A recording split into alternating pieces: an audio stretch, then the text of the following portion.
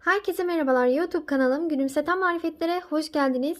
Bugünkü örgü anlatımımda iki şişle örülen çok kolay bir yelek modeli yapımını sizlerle paylaşmak istiyorum. Bunun için gerekli malzemelerim 3 milimetre şişlerim var. 340 metre uzunluğunda 100 gram ağırlığında bir bebe yünü kullandım. Böyle mavi bir renk kullandım. Tek renk kullandım. Videonun sonunda sizlere ne kadar ip gittiğini de söyleyeceğim. Bir de 4 adet düğmeye ihtiyacımız var. Bu yeleğimize ben düğme kullandım. Şimdi yeleğimizin yapımına başlayalım. Ben ipimi boynuma takarak örüyorum. Sizler nasıl örüyorsanız o şekilde başlayabilirsiniz. Yeteri miktarda ipimi bu şekilde bıraktım. 40 ilmek atarak şişime başlıyorum. İlmeklerimi bu şekilde atıyorum.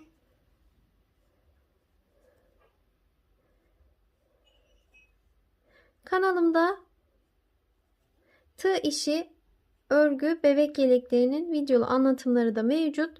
Şiş ile de yapılması istendi. Çok istek gelince şişle de örmek istedim. 40 ilmeğe tamamlayalım. Evet, şimdi birlikte sayalım. 2, 4, 6, 8, 10, 12, 14, 16, 18, 20, 22, 24, 26, 28, 30, 32, 34, 36, 38, 40. 40 adet ilmeğimi şişime attım. Burası örgümün arka yüzü. Başlangıç ipim bakın burada. Şimdi örmeye başlıyorum. Her zaman ilk ilmeği örmeden alıyorum. Diğerlerini ters olarak örüyorum. İlmeği şişime alıyorum. Şişimin üzerine ipimi bu şekilde atıyorum. İlmeğin içinden bu şekilde çıkartıp serbest bırakıyorum. Son bir ilmek kalana kadar böyle ters olarak örmeye devam edelim. Son ilmeğime kadar geldim. İpimi arkaya attım. Son ilmeğimi böyle düz örüyorum her zaman. Burası örgümün arka yüzüydü. Şimdi örgümün ön yüzüne geçiş yaptım. Bakın böyle çizgi çizgi ön yüzü daha düzgün duruyor. İlk ilmeği örmeden alıyorum. Son ilmeği düz örüyorum. Her zaman bu şekilde kenar ilmeklerimiz. İlk ilmeği yine örmeden aldım. Diğerlerini ters örüyorum.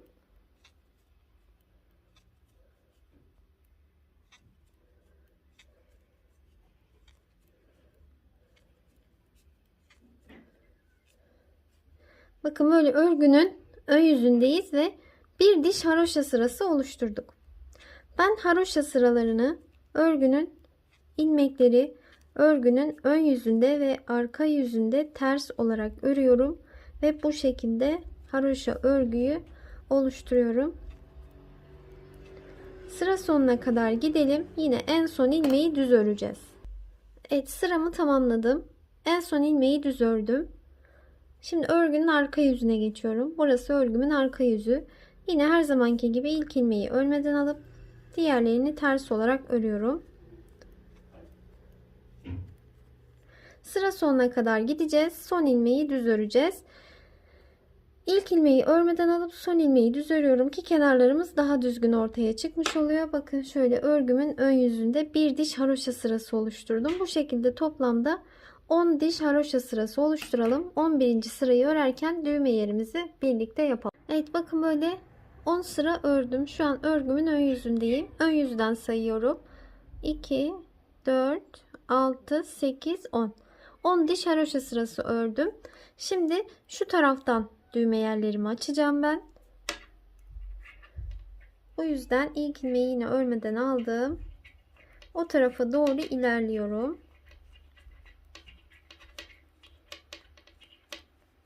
Böyle örerek ilerleyelim. Evet, sonda bakın böyle 5 ilmeğim kaldı. 5 ilmek kalınca başlıyorum bakın. 2 ilmeğin ikisini birlikte ters ördüm. Kalan ilmeği diğer şişe aldım. Yine 2 ilmeğin ikisini birlikte ters ördüm. Burada 2 tane ilmeği kesmiş oldum. Sonra örmeye devam ediyorum. Son ilmeğimi düz ördüm. Bakın burada 2 ilmeğimin yeri boş kaldı. Şimdi örgümün arka yüzüne geçiyorum. Arka yüze geçtiğimde ilk ilmeği örmeden alalım. Diğerlerini ters olarak ördüm. Sonrasında bakın buraya 1 2 tane ilmek attım. Kestiğim ilmeklerin yerine 2 ilmek attım. Sonrasında ters olarak örmeye devam ediyorum.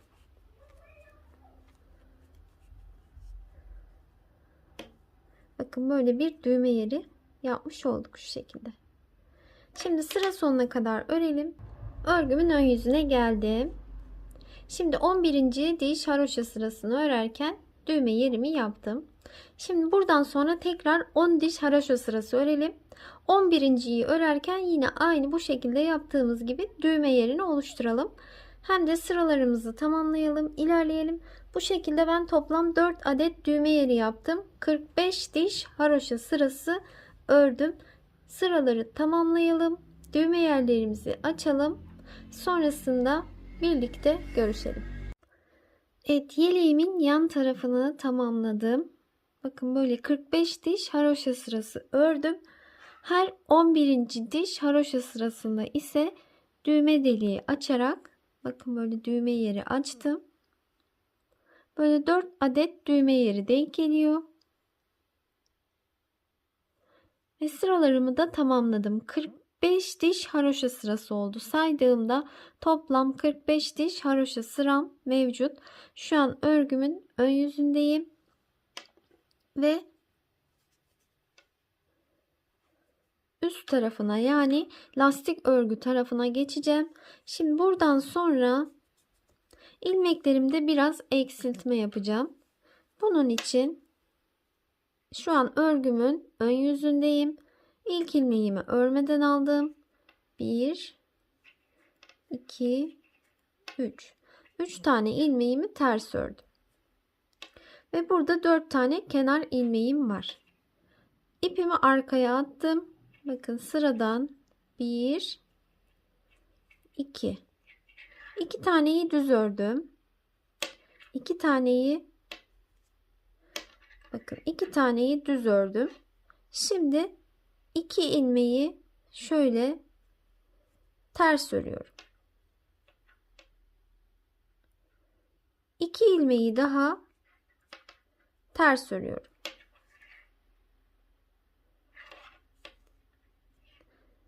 Burada 4 ilmeğim vardı. 2 2 ters ördüm. 2'ye düşürdüm. Burada 2 ilmek eksilttim. 2 tane ters ilmeğim oldu. İpimi arkaya attım. 1 2 2 tane düz ilmeğimi ördüm. Tek tek ördüm bakın. 2 tane düz. Şimdi terslere geldiğimde 2 ilmeğin ikisini birlikte alıyorum. Ters olarak örüyorum. İlmek eksilttim.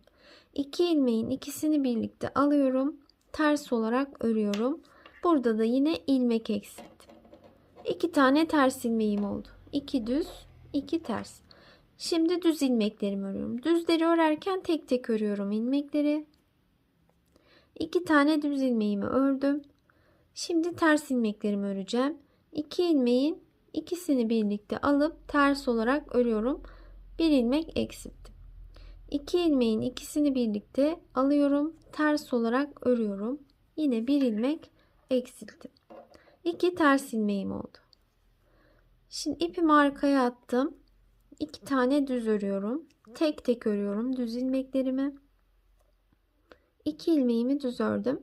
Şimdi ters ilmekleri örerken böyle 2 2 örüyorum. 2 ilmeğin ikisini birlikte ters ördüm. 2 ilmeğin ikisini birlikte ters ördüm. Yine burada 2 tane ters ilmeğim oldu. Şimdi ipimi arkaya attım. 2 tane düz örüyorum. 2 ilmeği düz ördüm. 2 tane ilmeği ters ördüm. 2 ilmeğin ikisini birlikte ters ördüm. İpimi arkaya attım. 2 ilmeği düz örüyorum ve tek tek örüyorum.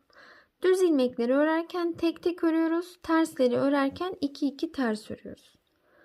Şimdi 4 tane kenar ilmeğim kaldı.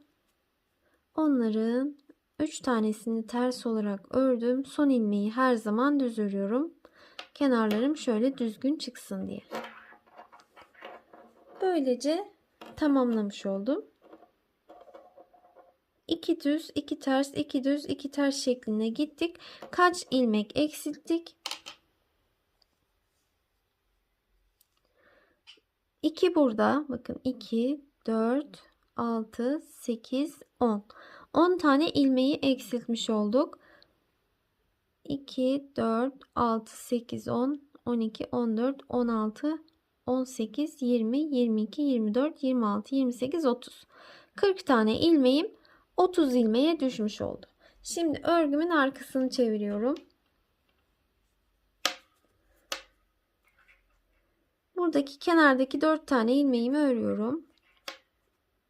İlk ilmeğimi örmeden aldım. Diğer üçünü ters olarak ördüm. Sıradaki ilmeklerim ters görünüyor. 2 tanesini ters örüyorum. Bir sonraki ilmeklerim bakın düz görünüyor. Bunları düz örüyorum. 2 ters, 2 düz lastik örgüyü örgünün arka yüzünde de uyguluyoruz. 2 ilmeğim ters görünüyor. Onları ters örüyorum. Bakın 2 ilmeğim düz. Bunları düz öreceğiz.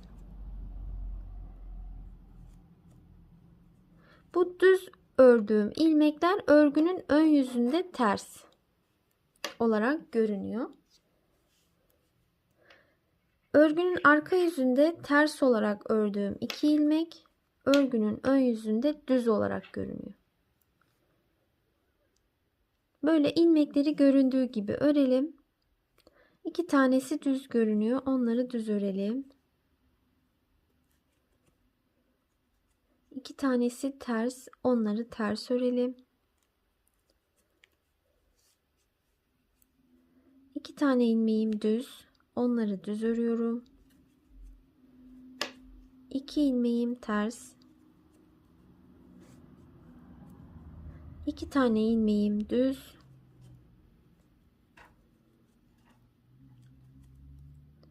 Buradaki geri kalan ilmeklerim ters olarak örülecek.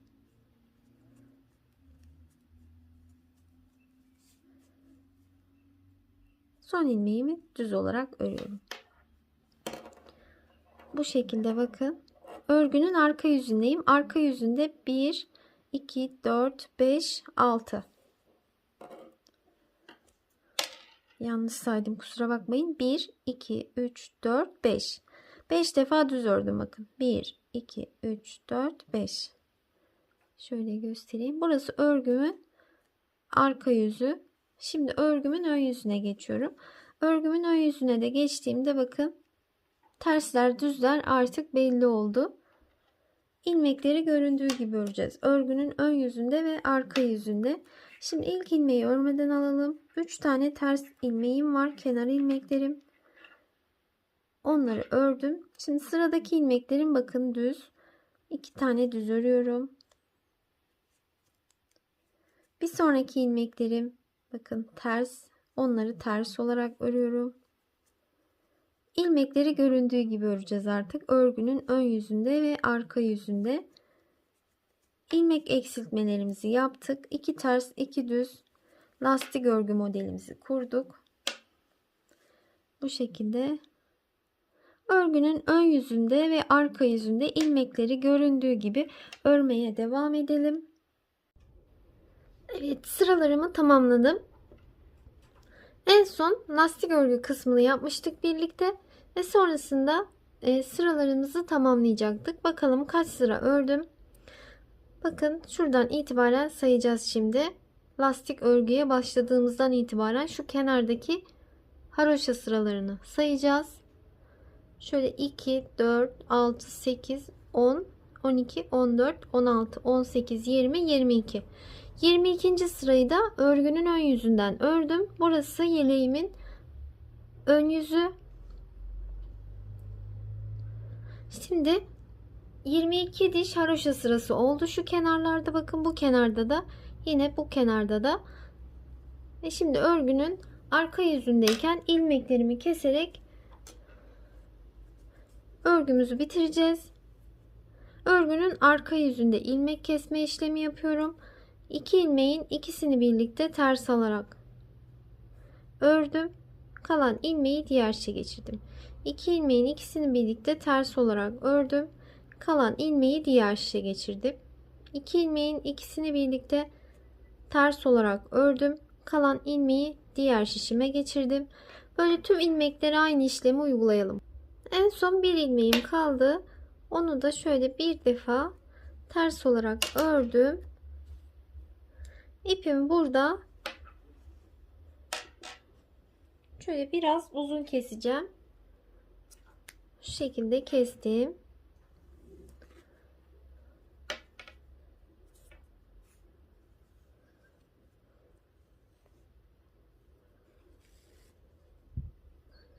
Bu şekilde yeleğimin diğer yan kısmını da tamamlamış oldum.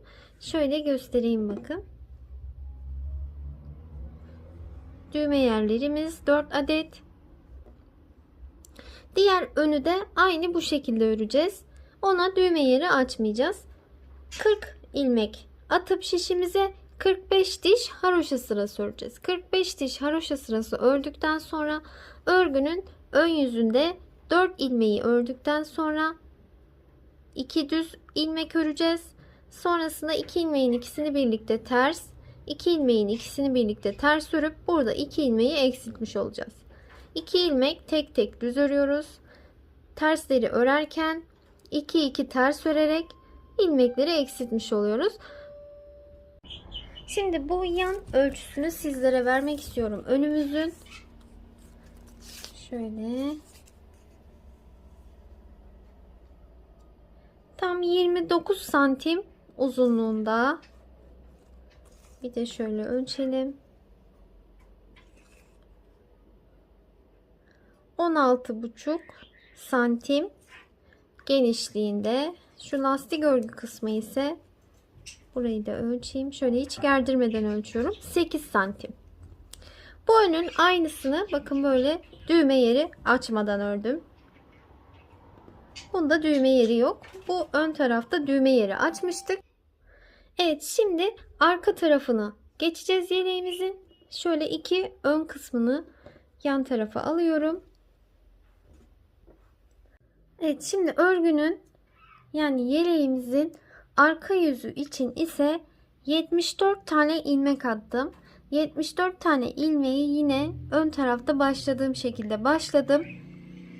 İlmekleri örgünün ön yüzüne ve arka yüzüne ters olarak ördüm ve haroşa sıralarını oluşturdum. Yine 45 diş haroşa sırası ördüm git gel yaparak. Şu an yeleğimin arka kısmının ön yüzündeyim. Bakın bu şekilde. Burada lastik örgü kısmına başlayacağız. Fakat burada aynı 74 ilmekle 2 ters 2 düz olarak devam edeceğiz. Hiç eksiltme yok. Bu yan tarafları yaparken bakın örgünün lastik örgü kısmına geçtiğimizde 10'ar ilmek eksiltmiştik. 40 olan ilmek sayısını 30'a düşmüştük lastik örgü kısmında, her iki ön tarafta da. Fakat arka kısmını örerken bu işlemi yapmayacağız. Aynı ilmek sayısıyla örmeye devam edeceğiz. Şimdi elimdeki 74 tane ilmeği örmeye başlıyorum.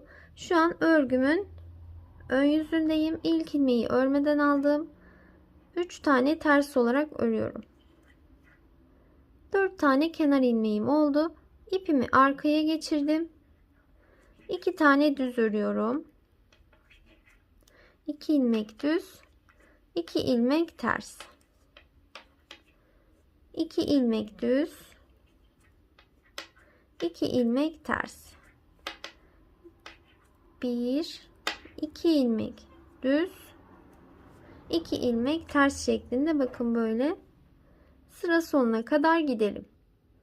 Evet, bakın yine en sona 4 tane ilmeğim kaldı. 2 tane düz ilmeğimi ördüm. 1 2 3 taneyi ters, sonuncu kenar ilmeğini ise düz olarak ördüm. Bu kenar ilmeği olarak 4 tane, bu tarafta da yine kenar ilmeği olarak 4 taneyi bu şekilde ördük. Şimdi örgünün arka yüzüne geçelim. Örgünün arka yüzünde ilk ilmeği örmeden alalım. Sonrasında ilmekleri göründüğü gibi örelim. Şimdi 4 tane kenar ilmeğimi ördüm. Burada 2 tane daha ters ilmeğim var. Onları da ters olarak ördüm. Sonraki sıradaki 2 ilmeğim düz. Onları düz olarak örüyorum. 2 ilmeğim ters. Onları ters örüyorum. 2 ilmeğim düz görünüyor. Onları düz örüyorum.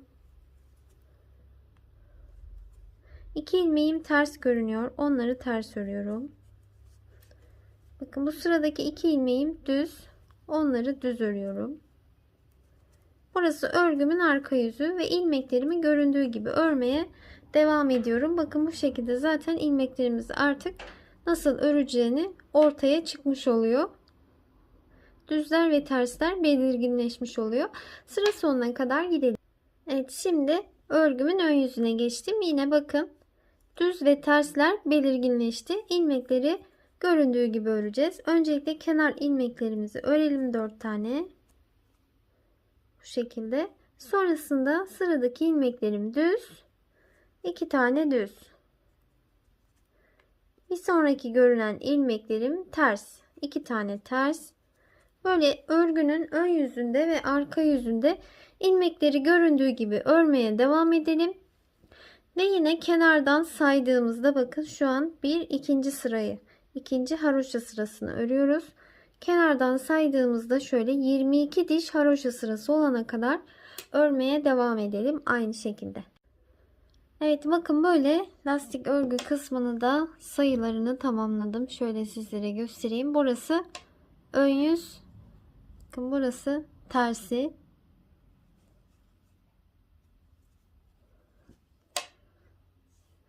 Yeleğimizin arka kısmının da örgüsünü bitirmiş olacağız.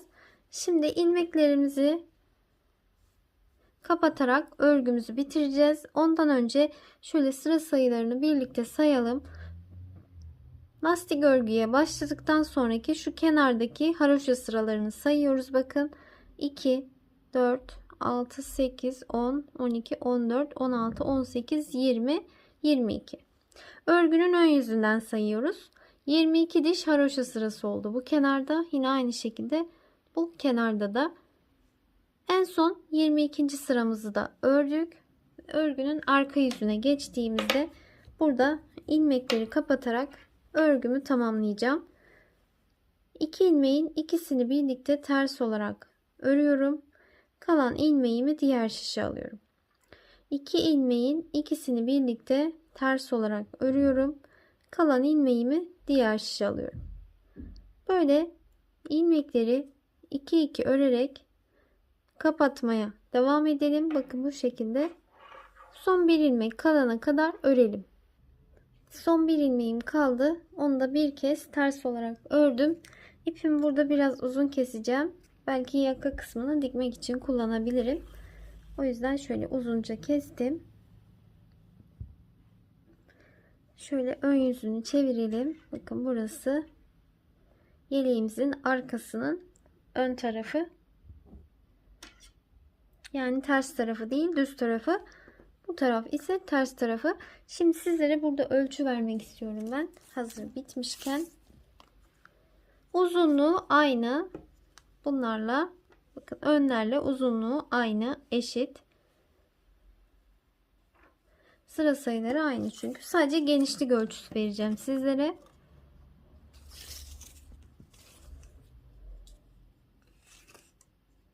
Hiç gerdirmeden olduğu gibi ölçüyorum. 28,5 santim genişliğinde bir örgümüz var. Şu lastik örgü kısmında yine olduğu gibi hiç gerdirmeden ölçüyorum. Tam ortadan ölçüyorum. 20 santim genişliğinde. Şimdi dikimine geçeceğiz. Şöyle parçalarımızı yerleştirelim. Bakın böyle olacak. Bu parçamızı bu tarafa, düğmeleri bu tarafa açtığımız için bu parçamız ise şöyle bu tarafa alacağız. Bakın bu şekilde yeleğimizi dikerek tamamlamış olacağız. Sonrasında düğmelerimizi de dikeceğiz. Evet, şimdi şuradaki bakın ipime iğnemi geçireceğim. Böyle ipimi uzun kesmiştim. İğnemi geçirdim. Şimdi dikerken tersinden dikeceğim. Bu yüzden bakın burası yeleğimin arkasının ön kısmı. Bakın burası ön yüzü. Şimdi diğer parçanın ise arkanın önü bana bakacak şekilde, ön kısmının ise tersi bana bakacak şekilde dikeceğim. Bakın bunu koydum. Dikerken düğme yerleri, açtığımız yerlere dikkat edelim. Bunun da tersini koyuyorum. Bakın tersini koydum. Düz çevirdiğimde böyle olacak bakın. Şöyle.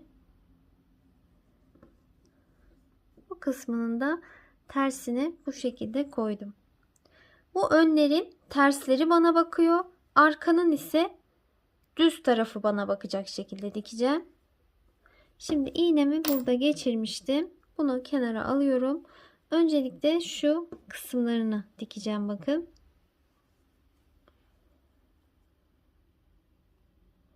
Şöyle.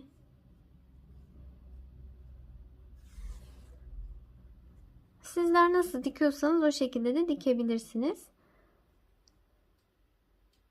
Şöyle ilmeklerin tek kanatlarına batarak karşılık gelecek şekilde dikelim.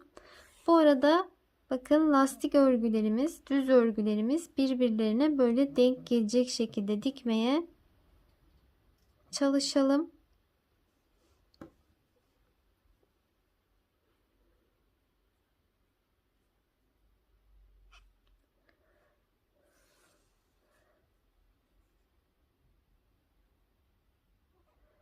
Böyle karşılıklı alarak dikelim.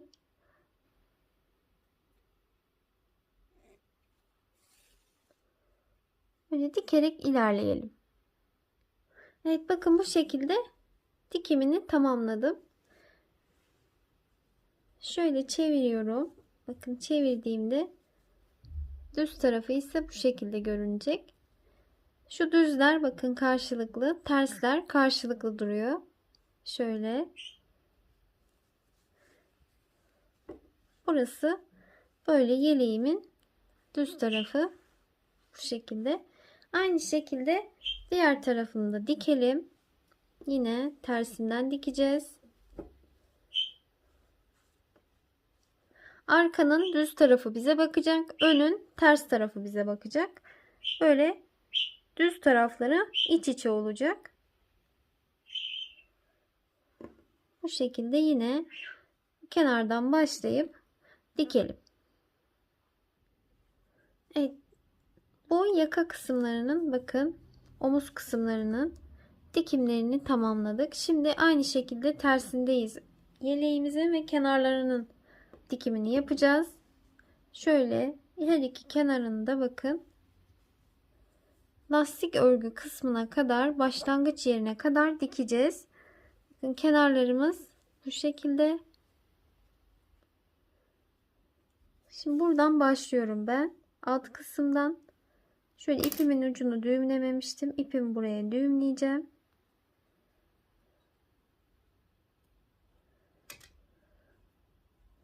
Şimdi bu kısımlarını dikerken bakın şöyle iç taraftaki ilmeklerine batıyorum bakın. Şöyle her iki kenarında. Bu kenarında iç taraftaki ilmeği, bu tarafında yine iç kısmındaki ilmeklerini alarak böyle dikiyorum.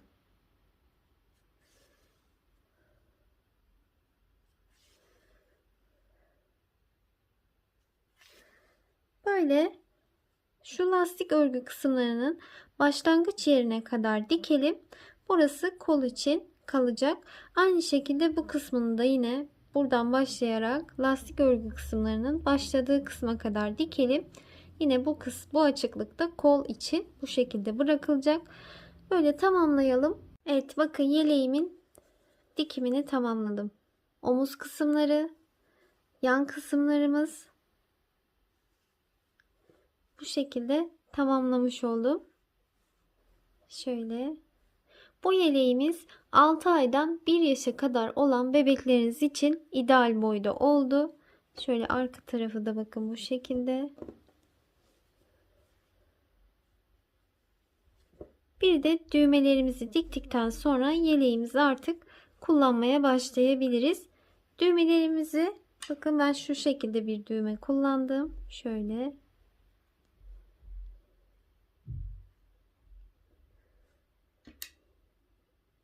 Dört adet düğme yeri açmıştık. Böyle çok güzel bir yelek örmüş olduk. Çok da kolay örmesi.